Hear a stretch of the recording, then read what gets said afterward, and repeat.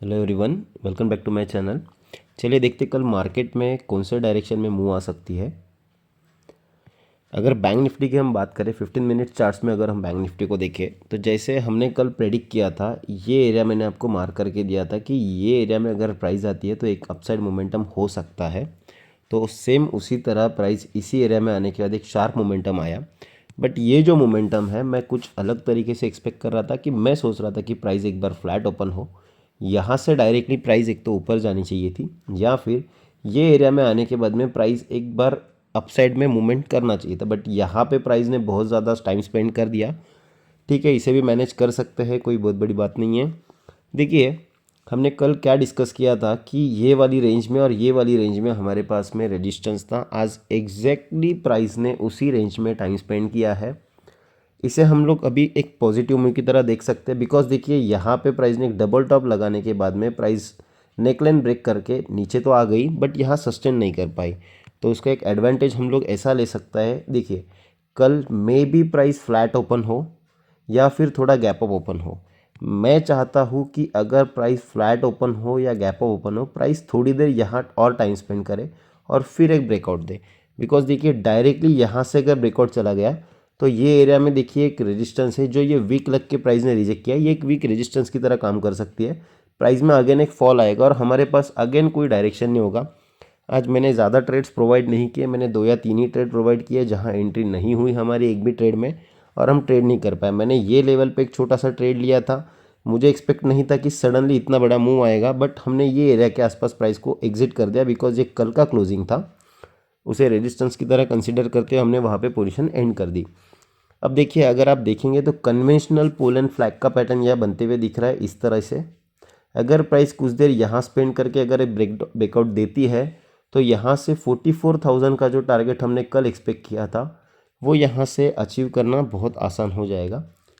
और यहाँ पे बैंक निफ्टी एक पॉजिटिव मूव की तरफ दिख रही है। बट अगर उसी जगह पे हम निफ्टी की अगर बात करेंगे, देखिए निफ्टी की अगर बात करेंगे तो निफ्टी में भी एक अपसाइड मोमेंटम आ चुका है, बट निफ्टी ने प्रीवियस डे लो को यहाँ पे ब्रेक कर दिया। तो इसकी वजह से क्या होता है कि निफ्टी में थोड़ा सा डाउन ट्रेंड का थोड़ा डर है।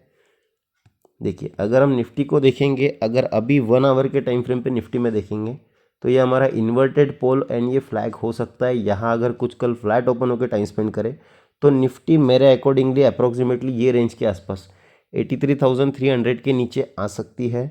लास्ट स्टॉप इसका होगा 18,300 और 18,200 के आसपास यहाँ पे निफ्टी आ सकती है। ये दो लेवल हैं जो निफ्टी को मैं देख रहा हूँ। अगर निफ्टी को हम 15 मिनट के टाइम फ्रेम में अगर ज़्यादा ठीक से ऑब्जर्व करेंगे तो निफ्टी में देखिए यही एरिया है जहाँ से एक यूटर्न लिया था प्राइस ने। अगेन यही एरिया है, यही एरिया हमने कल मार्क किए थे। प्राइस एग्जैक्टली वो एरिया में आके होवर की, अगेंस्ट डाउन साइड दिया। नेकलाइन ब्रेक करने के बाद प्राइस यहाँ सस्टेन नहीं कर पाई और एक सडनली मूवमेंट यहाँ पे अपसाइड में प्राइस ने दिखा दिया। तो निफ्टी के लिए अभी प्लान यही होगा कि 1 आवर का टाइम फ्रेम हम लोग फॉलो करेंगे। 15 मिनट्स में, 5 मिनट्स में मैं टाइम स्पेंड यहाँ पे नहीं करना पसंद करूँगा। सबसे बड़ा यहाँ पे एक ही यही पॉइंट रहेगा कि इन्वर्टेड पोल एंड फ्लैग का एक तो डाउन साइड में ब्रेक कर दे, यहाँ टाइम स्पेंड करने का डाउन साइड में आए, या फिर अगर ये अपसाइड में जाता है तो जो हमारे पास छोटे टाइम फ्रेम में जो यहाँ पे रेजिस्टेंस लेवल है, जो हमने यहाँ कंसिडर किया था, ये वाला रेजिस्टेंस लेवल, ये रेजिस्टेंस लेवल के आसपास एटलीस्ट प्राइस एक बार टाइम स्पेंड करे, जिससे क्या होगा कि यहाँ टाइम स्पेंड करने का एक अपसाइड ब्रेकआउट देगा तो थोड़ा स्ट्रॉन्ग मोमेंटम आ सकता है। ओके, और इसी की तरह अभी देखिए फिन निफ्टी में देखते हैं। कल फिन निफ्टी में एक्सपायरी होने वाली है। एवरी ट्यूसडे फिन निफ्टी में एक्सपायरी होती है। फिन निफ्टी में भी सेम यहाँ पे निफ्टी की तरह मोमेंटम दिया, बट ये ज़्यादा गैप डाउन खुलने के बाद भी 1 आवर के सपोर्ट में प्राइस आने के बाद में इमीडिएटली एक अपसाइड मोमेंटम आया।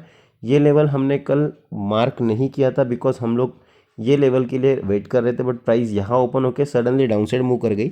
तो ये वाला लेवल हमारे लिए काम नहीं किया आज के दिन पे। तो बट ये 1 आवर का एक सपोर्ट एरिया था जहां से प्राइस में अपसाइड में मोमेंटम आ चुका था। अगर फिर निफ्टी को 15 मिनट के टाइम फ्रेम पे देखेंगे तो ये भी बैंक निफ्टी के फुटस्टेप फॉलो कर चुका है। लाइक प्राइस डाउन साइड में आने के बाद में एक अपसाइड मोमेंटम, थोड़ी देर डबल टॉप का पैटर्न बता के नेकलाइन ब्रेक किया। पुट ऑप्शन वालों को यहाँ बुला लिया, सेकंड टाइम उन्हें यहाँ एग्जिट करने के लिए एक चांस दिया, बट जिन्होंने एग्जिट नहीं किया प्राइस में सडन अपसाइड मोमेंटम आ गया। अब देखिए, यहाँ पे बस एक ही डिफ़िकल्टी है कल के दिन, जैसे कि मैंने ग्रुप में शेयर किया है, इंडिया और चाइना के बीच में अरुणाचल प्रदेश एरिया जो है वहाँ पे थोड़ा सा सोल्जर्स के बीच में क्लैशेस का न्यूज़ आ चुका है। वो न्यूज़ है 9 दिसंबर का, बट वो रिलीज़ आज हुआ है रात शाम में करीब 7 से 8 बजे के आसपास वो न्यूज़ वहाँ पे हाईलाइट किया गया था। मैंने स्क्रीनशॉट शेयर कर दिया है। देखना पड़ेगा कि कल उसका इम्पैक्ट क्या आता है। अगर उसके वजह से मार्केट अगर इस लेवल के नीचे अगर कल गैप डाउन ओपन हो जाता है तो हम क्या कर सकते हैं, अगर यहाँ कहीं गैप डाउन ओपन होता है तो एक बार प्राइस इसे एज अ रेजिस्टेंस एक्ट करके डाउन साइड ला सकते हैं। तो ये एरिया में हम प्राइस एक्शन देखेंगे कल फिन निफ्टी में। मोस्ट ऑफ द टाइम मैं कल फिन निफ्टी में ही ट्रेड करना प्रेफर करूँगा, बिकॉज एक्सपायरी है कम रेट में और एक अच्छा मोमेंटम मिल सकता है हमें। बैंक निफ्टी में भी सेम चीज़ हम लोग ऑब्जर्व करेंगे। अगर देखिए ये अगर एरिया ब्रेक हो जाता है कल बैंक निफ्टी में, बिकॉज ये देखिए पोलन फ्लैग की तरह एक स्ट्रक्चर बन चुका है, प्राइस अगर इसके नीचे यहाँ कहीं ओपन हो जाती है और एक रिवर्सल बताई थी तो एक रेजिस्टेंस की तरह ये एरिया भी काम कर सकता है। इसमें सपोर्ट बिकम रेजिस्टेंस का कंसेप्ट यूज़ करेंगे और यहाँ प्राइस एक्शन देखेंगे और यहाँ से एक डाउन साइड फिर इसी सपोर्ट एरिया के लिए फर्स्ट टारगेट होगा।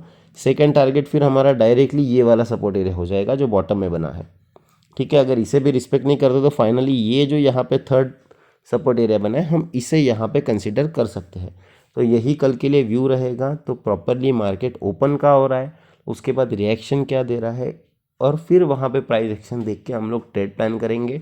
सडनली कहीं पे भी रैंडमली कॉल या पुट बाय नहीं करना है, बिकॉज कल फिन निफ्टी में एक्सपायरी है। तो most of the time FinNifty के एक्सपायरी की वजह से बैंक निफ्टी और निफ्टी भी साइडवेज जा सकता है। ऊपर से विक्स जो है इंडिया विक्स जो आता है ये अप्रोक्सीमेटली 13.25 के अराउंड है, यानी कि ये भी बहुत लो है।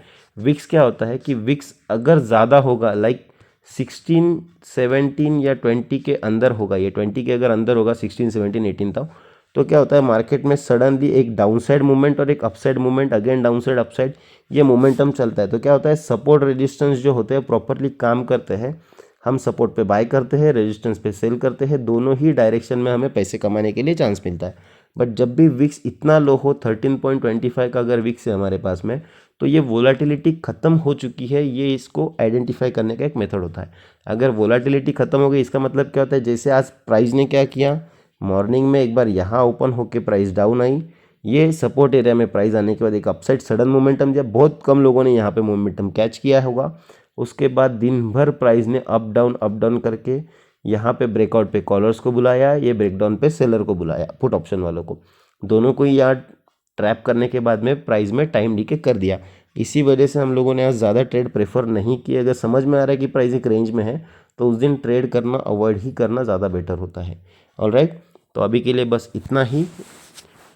कल मार्केट ओपन होने के बाद देखेंगे क्या करता है। इसी तरह वीडियो के लिए एक बार प्लीज़ वीडियो को लाइक कर देना, शेयर कर देना और चैनल को सब्सक्राइब कर देना। Thank you so much.